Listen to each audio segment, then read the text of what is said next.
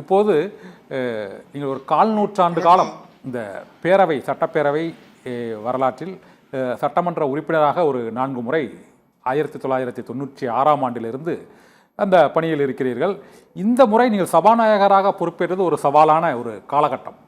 அந்த காலகட்டத்தில் ஆளுநர் உரை என்பது ஒரு மிகப்பெரிய பேசுபொருளானது என்பதால் டெல்லி அரசியல் தமிழகத்தில் எடுபடுமா என்ற தலைப்பில் நாம் இந்த விவாதத்த அரங்கத்தை தொடங்கியிருக்கிறோம். முதல் கேள்வியாக இப்போது உங்கள் தொகுதிக்கு அருகாமையில் உள்ள அந்த ராதாபுரத்துக்கு அருகில் உள்ள அந்த சாத்தான்குளம் தந்தை மகன் கொலை வழக்கில் இந்த 9 பேரும் குற்றவாளிகள் என இன்று தீர்ப்பு வழங்கப்பட்டு 30ஆம் தேதி தண்டனை விவரங்கள் அறிவிக்கப்படும் என அந்த நீதிபதி தீர்ப்பு அளித்திருக்கிறார்.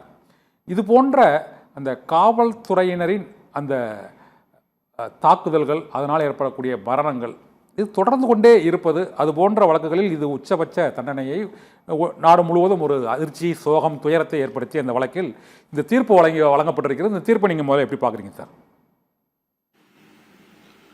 அதிமுக ஆட்சியில் ஏற்பட்ட மிகப்பெரிய ஒரு மிருகத்தனமான காவல்துறையினுடைய தாக்குதல் நீதிமன்றம் நல்ல தீர்ப்பு வழங்கி இருக்கிறது.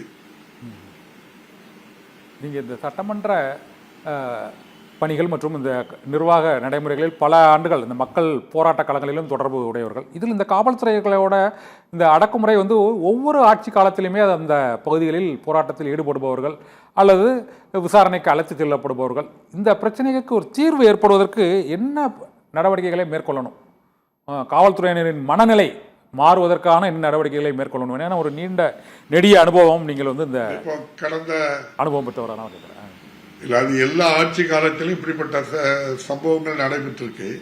அந்த சம்பவங்களுக்கு நடவடிக்கை எப்படி எடுக்கப்படுகிறது என்பதுதான் அதில் மிக முக்கியம். நம்முடைய மாண்புமிகு இன்றைய முதல்வர் அவர்களுடைய ஆட்சி காலத்திலும் அங்கொன்றும் இங்கொன்றும் சில காவல் நிலையத்தில் நடைபெற்ற இப்படிப்பட்ட சம்பவங்களுக்கு உடனடியாக நடவடிக்கை எடுக்கப்பட்டு நீதிமன்றத்தில் நல்ல தண்டனை வாங்கி கொடுக்கப்பட்டுக் கொண்டிருக்கின்றது.